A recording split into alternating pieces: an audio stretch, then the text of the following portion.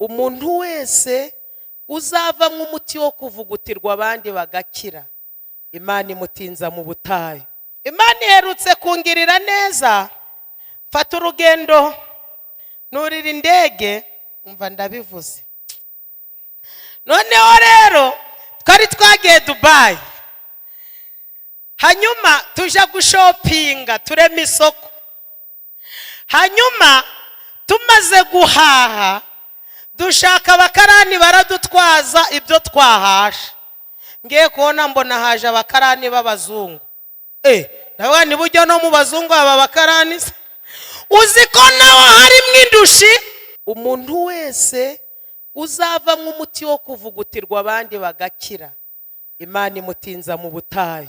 Iyo byidekaraye ni ikimenyetso cy'uko bitagifite imbaraga. Ntutegereze ngo ndaza kugukoraho, ahubwo akira ubuhanuzi.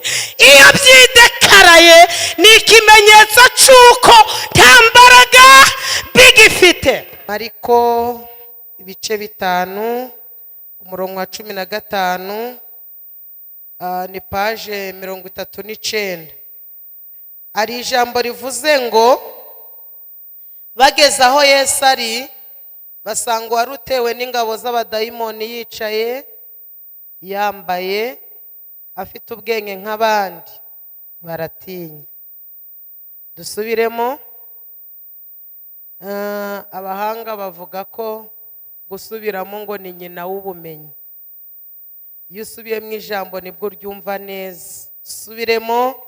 Aravuze ngo bageze aho Yesu ari, basanga wari utewe n'ingabo z'abadayimoni yicaye yambaye afite ubwenge nk'abandi, baratinya. Amen. Ku murongo wa 19 ari ijambo rivuze ngo ariko ntiyamukundira, ahubwo aramubwira ati witahire ujye mu banyu ubabwire iby'Imana igukoreye byose, nuko ubabariwe ikubabariye.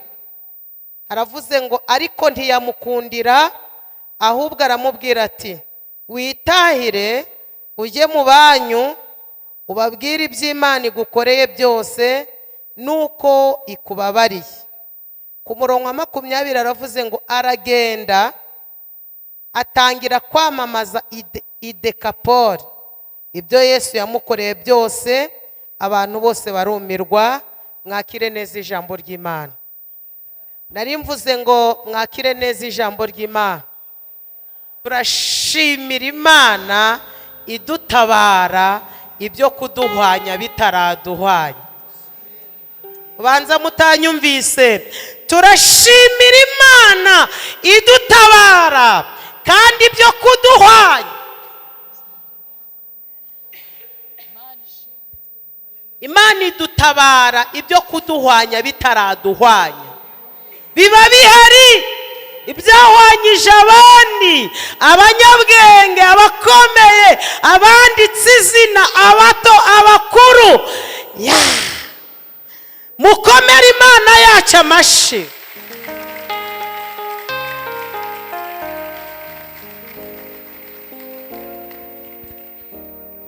Tugiye kuganira ku ijambo rivuze ngo ineza ya Yesu si ya none gusa, ahubwo irasanzwe. Ineza ya Yesu ntabwo ari iya none gusa, ahubwo irasanzwe. Ndashimira Yesu, ni umugabo mwiza, atandukanye n'abandi, agirira neza bose atarobanuye ku butoni. Kandi icyo mukundira, iyo muhuye uko gusanze siko agusiga. Bimenyekana ko mwahuye, Imana ishimwe, asiga ikimenyetso kizatuma bamenya ko wahuye n'umugabo witwa Yesu. Muvuge ngo amen. Tumenyereye ko hari igihe uhura n'umuntu agasiga gukomerekeje, ariko Yesu iciza, muhura warakomeretse akakubera icomoro. banza mumaze kunanirwa. Muhura warakomeretse agahita kubera icomo. Muhura urishike agahita kubera amashami. Abanyumvise haleluya. Niwe wenyine wanditse itangazo aravuga ngo nemeye kwishiraho indushi. Tiyishiraho abakire, ubwo yishiraho indushi. Wagize ngo nizi Nyamata gusa se, niza Nyabugogo, niza Nyaconga, ni Yesu we, niza Nyabihu. Wagize ngo ni mu Rwanda gusa. Yewe Imana iherutse kungirira neza. Mfata urugendo nurira indege, umva ndabivuze. Noneho rero twari twagiye Dubai, hanyuma tuja gushopinga turema isoko. Hanyuma tumaze guhaha dushaka abakarani baradutwaza ibyo twahasha. Ngiye kubona mbona haje abakarani b'abazungu. Nawe ni buryo no mu bazungu aba bakarani. Uziko naho harimo indushi, uziko no muri Amerika hari indushi. Izo zose Yesu atarabanuye yaravuze ngo nizize zimusange araziruhura. Numugabo mwiza agutabara atitaye aho muhuriye, ntabwo akubaza imyaka, ntareba aho uvuka, aho muhuriye aha agaciro ico uzabaco akaba ari co aha agaciro.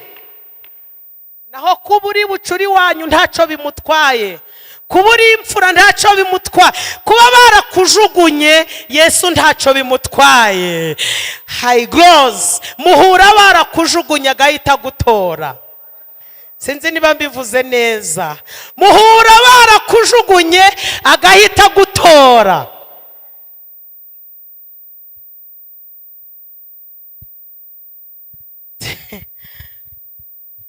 Tugiye kuganira ku ijambo rivuze ngo ineza ya Yesu ntabwo ari iya none gusa, ahubwo irasanzwe. Yesu yakoze ibitangaza byinshi. Muri byinshi yakoze reka tuvugemo kimwe. Aha ni mu gihugu cy'Abamagadalene. Harimo umuntu ufite ikibazo. Nusoma urasanga ngo ni umuntu, niko Bibiliya ivuga umuntu. Abahanga rero bavuga ko igihe cyose uzasanga muri Bibiliya hano handitse umuntu, abahanga bavuga ko aba ari umugabo. Kubera ko abagore ntabwo, ariko Yesu warakoze.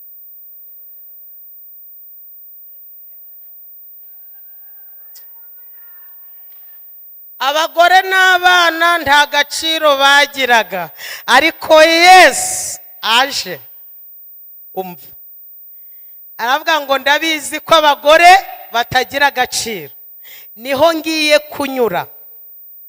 Ndabizi ko abagore nibo bazanye icyaha mu isi, kubera ko nje ndi imbabazi reka nyura ahanyuze icyaha. Ahanyuze icyaha aba ari naho anyura ari imbabazi. Ndafashijwe. Haleluya. Ako kanya abagore tugira, abagore gusa baba bakomeye Imana amashi bakavuza n'impundu. Abagore baduhaye ijambo. Nasomye muri Bibiliya ngo Yesu yahagije abantu ngo 5,000. Noneho umwanditsi nawe arandika ngo abana n'abagore batarimo. Ubwo twebwe twari ibiki?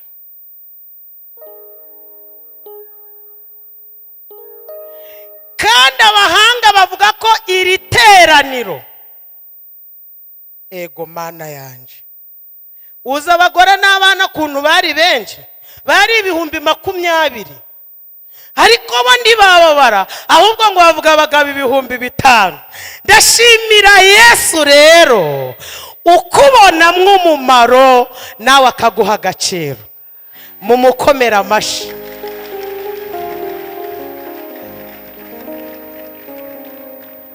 Noneho rero uyu muntu yari afite uburwayi kandi bukomeye.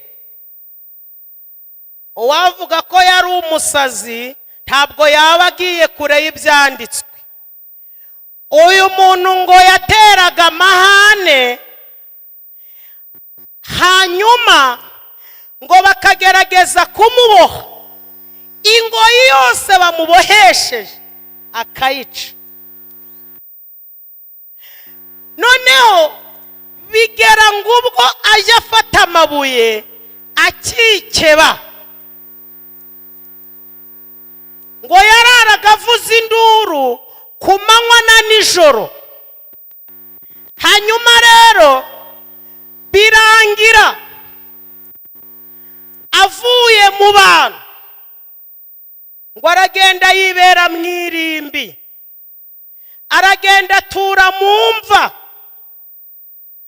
Iteka ryose ngo yahoraga ari kuvuza induru, ari gusakuza, akajya mu misozi kubera amahane yagiraga cyangwa se yari afite.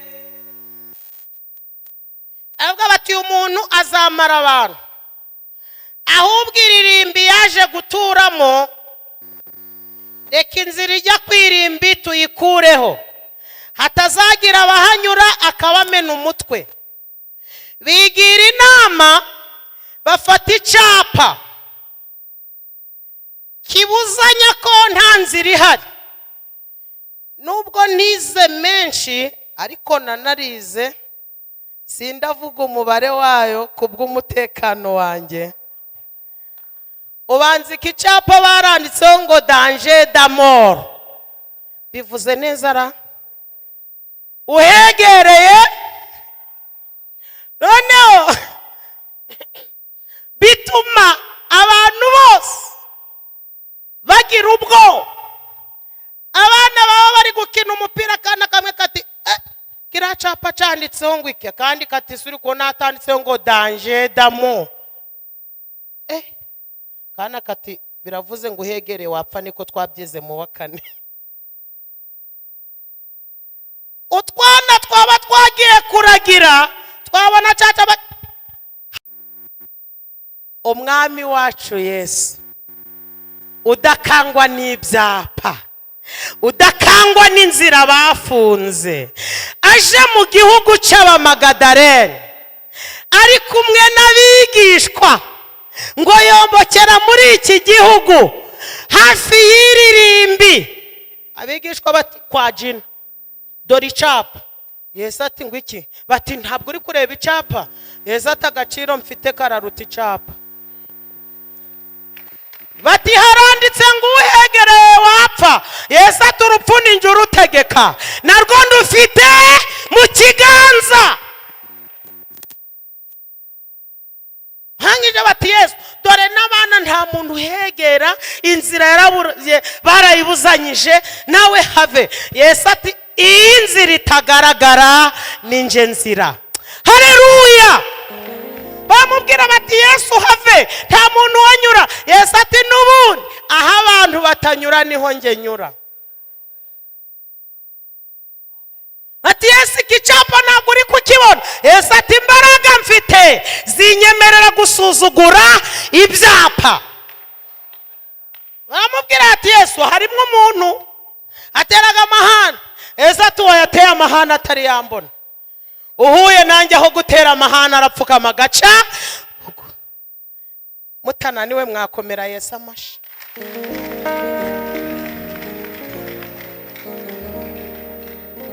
Baramubwira bati Yesu kubera amahane y'uwo muntu baramujugunye. Yesu ati n'ubundi mu byanzanye ni ugutoragura uwo bajugunye.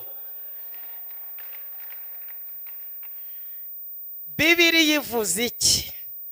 Wa muntu wabaga mu irimbi, wabaga mu mva, ngo abonye Yesu, abonye Yesu aho guterana amabuye, komana we,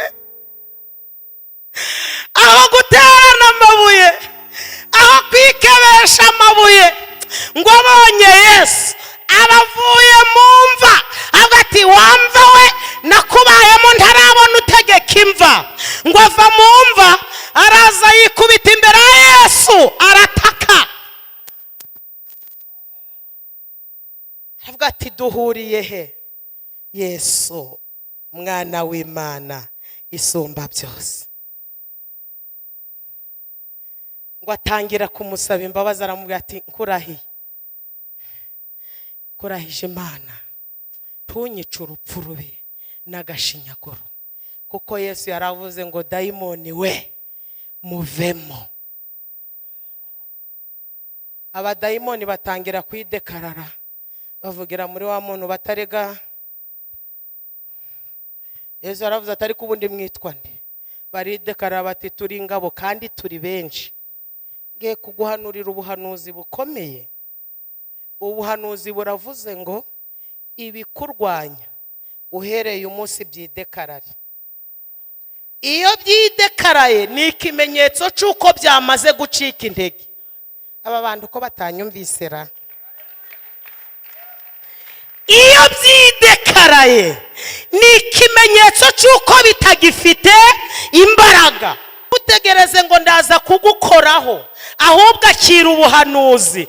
Iyo byidekaraye ni ikimenyetso cy'uko nta mbaraga bigifite. Abadayimoni batarega ntugire ngo turi bake, turi benshi. Kandi koko bari benshi, abahanga bavuga ko bari abadayimoni 6,000. Urumva bari bake, ariko Yesu udakangwa n'ubwinshi bw'abadayimoni. Abadayimoni bamwe bati tubabarire rwose, ntudukure muri iki gihugu, ahubwo hariya hirya hari ingurube, twemerere twinjire muri izo ngurube. Ingurube ngo zari 2,000. Ndashimira Yesu, reka mpanura ubuhanuzi bukomeye. Agaciro Yesu yahaye umuntu kararuta k'ibindi biremwa.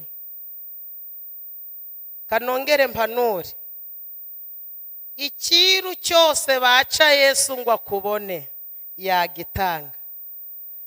Afashijwe. Ikiru cyose baca Yesu kugira ngo akubone yagitanga. Yesu abwira abadayimoni ati hajya mumvuze ngo iki? Bati turaguhendahenze, twohereze mwaziriya ngurube. Yesu ati n'ubundi mu byo naje gushaka ingurube ntabwo zirimo. Agaciro yaduhaye kararuta k'ibiremwa. Ndashimira Yesu utaratugize inkwavu, ntatugira ingurube. Ibaze inka twavukiye rimwe ubu yamaze gupfa barayiriye. We iyo mwavukiye rimwe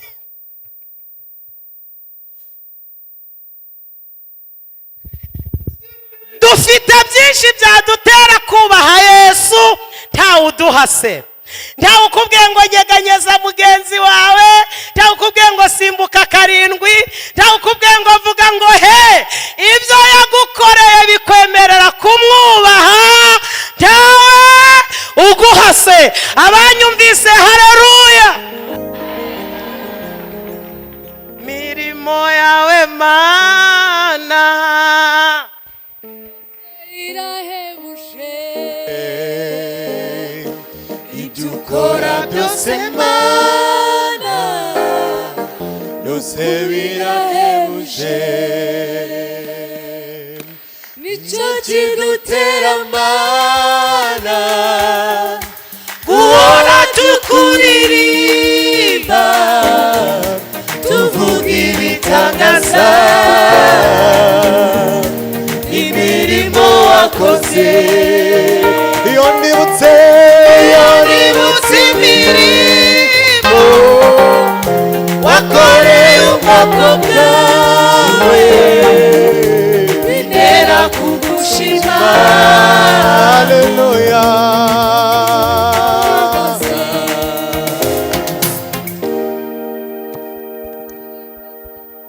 Agaciro Yesu yaduhaye. Ubundi hari ibintu bigera kuri 4 byagutera gukorera Imana ntawe uguhasa. Bibabwire ntabwo mwananiwe gucungana n'amasaha. Icyambere nicyo Imana yatugize cyo. Iki Imana yakugize cyo. Yohana yaranditse ngo bakundwa, twebwe turabana, umwana ruta umukozi wo mu rugo. Buso buranyumvise? Umukozi wo mu rugo uko yanezeza bashebuje, ntabwo bamwandika mwirangamimerere ngo ni umwana. Elehos coten dies. Umwana mu rugo aryama aho ashaka, arya ibyo ashaka, yiga ku kigo ashaka, uko yakwitwara kose aba ari umwana wo mu rugo. Uzumva bari ko bati uriya mwana w'umunyamahane n'uwande, abandi bati nanu wa Sebiduki. Kuba ari umunyamahane ndibikuye ko papa wari Sebiduki.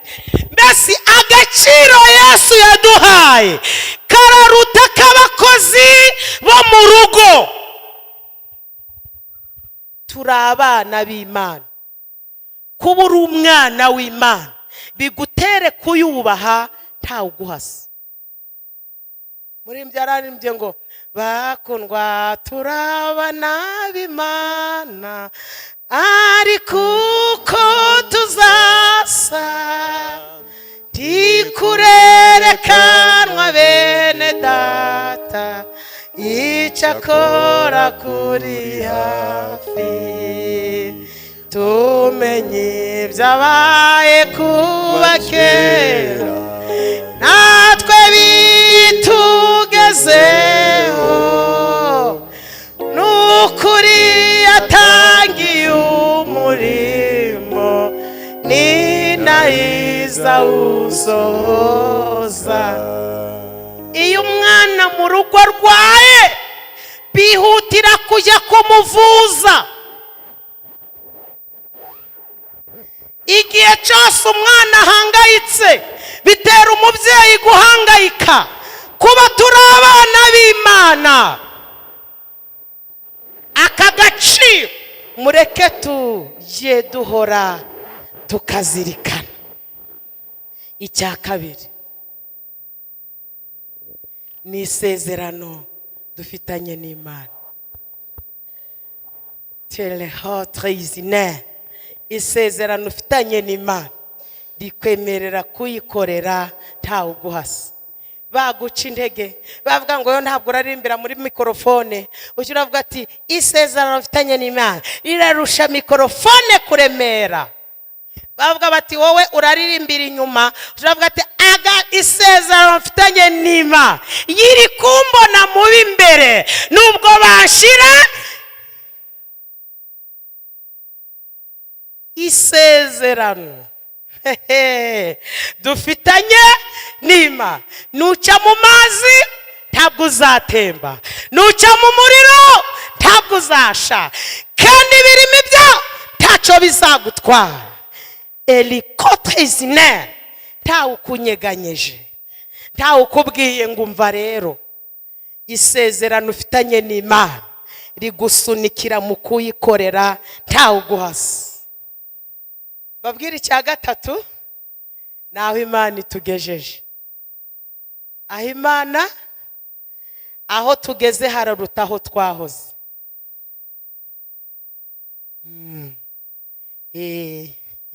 Subiza amaso inyuma. None hararuta ejo. None hararuta ryari? Banza mwebwe mutari kubyumva neza. None hararuta ryari? Ejo uri kubona bwije uri kuvuga ngo ntiburaca. Ejo bateze imitego Imana ikayigusimbutsa uyu munsi uracyariho. Ejo bavuze ngo uzagwa ku gasi, uyu munsi uracyariho utuye i Nyamata. Haleluya! Bavuze ngo iwanyu nta cyiza kizahaturuka, none reba abantu baturutseyo.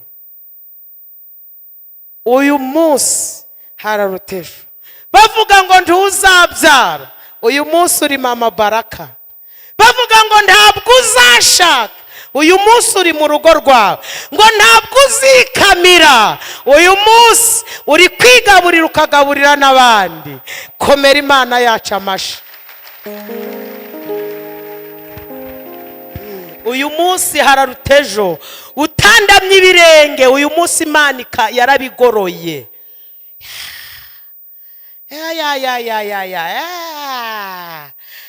Ambisama, uyu munsi hararuta. Ngewe iyo mbivuze mbyumva cyane. Mbyumva cyane. Ndi kwimukira i Musanze. Nababwiye ko uyu munsi ntuye mu mujyi wa Kigali, ariko nahoze ntuye ahantu hitwa Nyabihu, muri Bigogwe. Noneho rero nimukira i Musanze, ariko nimuka umugabo wanjye ari indembe, ageze igihe cyo gupfa. Nimuka ari Imana ibimbwiye, kubera ko ngewe ubwanjye kubitekereza ntabwo byari birashoboka. Umugabo yari ari indembe arwaye. Reba umugabo wavuye ku biro 84 agapima ibiro 44. Aragenda aba nk'uruhinja, aho namusigaga ni naho namusangaga. Hanyuma umunsi umwe nagiye mu murimo w'Imana. Reba hano nkubwire, igihe cyose uhaye umwanya iby'Imana, Imana nayo iha umwanya ibyawe. Kamabwira kandi, iyo uteranye kenshi utera imbere, ariko iyo usibye kenshi usubira inyuma. Abantu ko batanyumvise, iyo uteranye kenshi utera imbere, iyo usibye kenshi usubira inyuma. Hanyuma Imana yari yarambwiye ngo mwana wanjye, uyu mugabo ni ngewe wamuguhaye, jya ugenda uje mu murimo wanjye, nanjye nzajya ndabana nawe.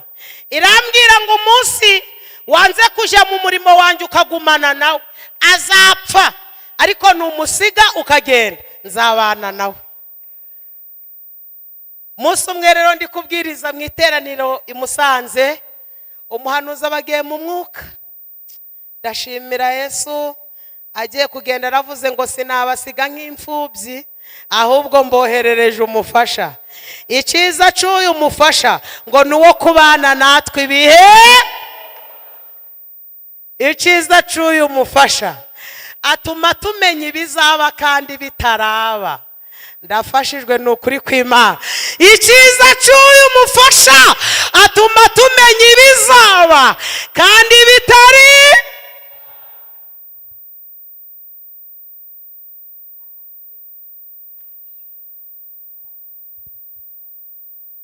Ibigutera kuvuza induru iyo bitangiye kugushotora. Bivuze neza ra? Iyo bitangiye kugushotora, uyu mufasha arakongorera ati humura, nyuma y'ubu buzima hari ubundi. Nawe ugahita ubitera inkokora yitwa abazi Imana yabo bazakomera, nibamara gukomera bakora. Ugahita ukubitamwo umwambaro uvuga ngo kuko umwami Imana izantabara nico gituma. Ugakubitamwo agatambara kavuga ngo gusenga nibwo buzima, gusenga nimi.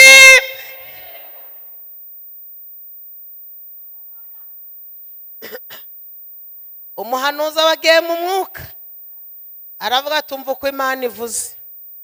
Iravuze ngo wasize ikibazo iwawe mu rugo, Imana izi neza ubuzima bwacu. Yabwiye Yeremiya ngo nakumenye ntarakurema. umuhanuzi aravuga ngo iravuze ngo ikibazo ufite mu rugo irakizi, kandi kubera ko utakirebyeho ukaza kuyikorera, inejejwe nuko uyikoreye. Nayikoze ico gitangaza mu rugo, umugabo wawe ntabwo agipfuye. Nanjye nahise nuzuzwa na mina. Umuhanuzi atumva uko Imana ivuze, iravuze ngo nuko rero genda witegure wimuke.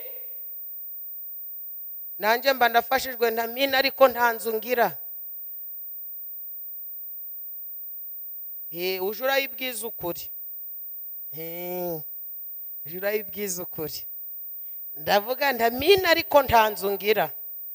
Umuhanuzi ati iravuze ngo imuka izabana nawe. Nta mina ariko nta nayikode. Umuhanuzi atumva uko ivuze, iravuze ngo urahitamo kwimuka cyangwa gushingura umugabo wawe. Nahise mvuga ni oya, mpisemo kwimuka. Nagiye ngeze mu rugo, umutware nubwo yararembye ariko waravugaga kumva, tukavugana. Abarambwiye ati mwagize ibihe byiza. Ntitwagize ibihe byiza. Imana yambwiye ngo twimuke. Ati baguhaye inzu? Ati amina niba baguhaye inzu. Ndi oya. Ati bagukodesheje ameza ngahe? Ndi oya nabyo. Ati narinzi ngo ni ngewe urwaye, none ndi gusanga ari weho ndembe. Ndumva ukundi Imana yavuze. Imana yavuze ngo turahitamo kwimuka cyangwa kugushingura. Ati no kunshingura birimo, niko yavuze. Ata oya, aho kugira ngo munshingure twimuke. Twahise duhaguruka nta kubipanga. Ariko Mana, amarirurira urira none nibwo buhamya bwawe bw'ejo. Ibibazo ufite none nibwo buhamya bwawe bw'ejo.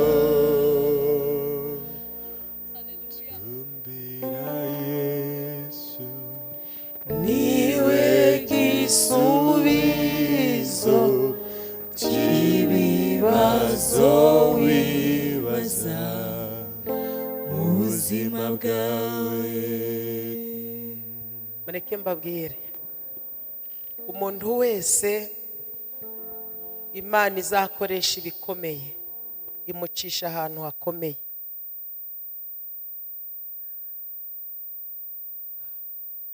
Umuntu wese uzava nk'umuti wo kuvugutirwa abandi bagakira, Imana imutinza mu butayu.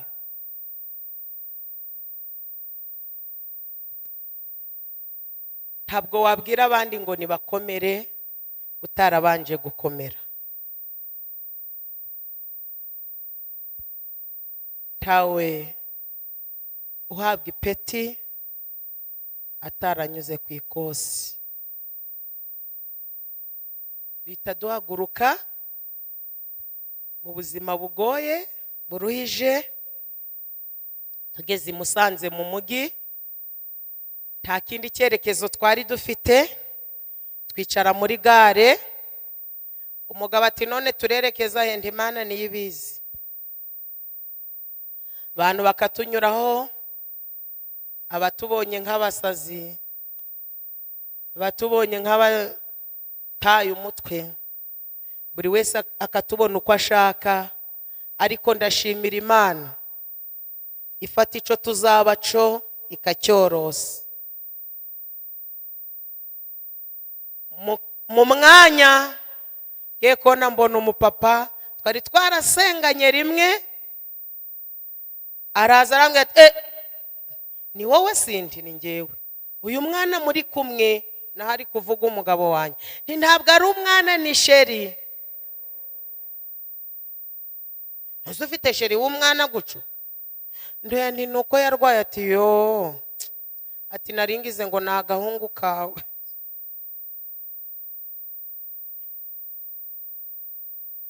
Urebye amafoto y'icyo gihe ukareba n'ay'uyu munsi wavuga ngo none hararuteje.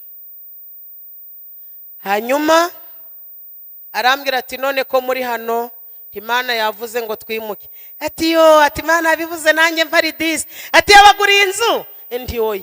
Mwakodeshe muye karitsiye. Ntayo. Abarokore mwarasaze cyangwa muba bazima cyangwa ndi muzima da. Nose ubwo wimutse ute? Nta nzu ntaho mwakodesheje. Nose muri gare ni Imana kubwe ngo wimukire. Ni Imana yabivuze. Aranseka. Reka nkubwire, akenshi umuntu uri mu muhamagaro abera ikibazo batarahamagawe. Kandi umuntu uzi yaje abatahazi bibwira ko yayobye. Aranseka yangira ati reka nigenera ntawashobora iby'abarokore. Akigera imbere gato numva ijwi ry'Imana yarambwiye ngo mwana wanjye ndikaramye, uri ugusetse niwe ngiye gukoresha aragukodeshereza. Nanjye ntamina ariko yaransetse cyane. Amina.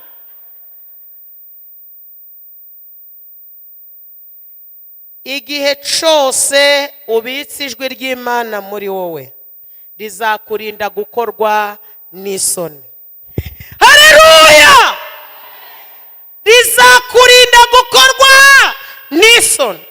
Ibyo kudukoza isoni tuba turebana nabyo, amaso yabyo akarebana n'ayawe, ariko akira ubuhanuzi.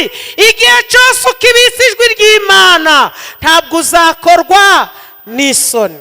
Subijemo bitatu. Urahari gerera ujana byinshi iby'umumaro bitarenze bitatu. Abarambwiye ati cyambere ndi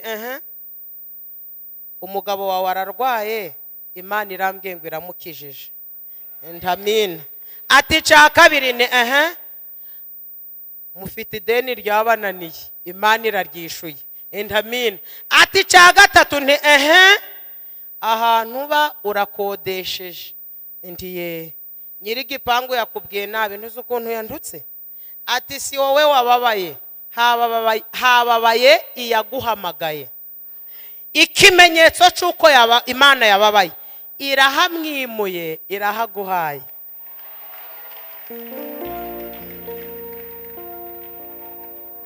Arambwira ati ikimenyetso cy'uko ari Imana ihaguhaye, ukiva hano mu mazi uragera Nyabugogo, telefone uritaba niyo umugisha irabiturutse muri Canada. Nahise mbwira abo turi kumwe mu mazi nti ndatashe. Bati kare wowe wari uraduhanurira nti namwe mwihanurire ndatashe.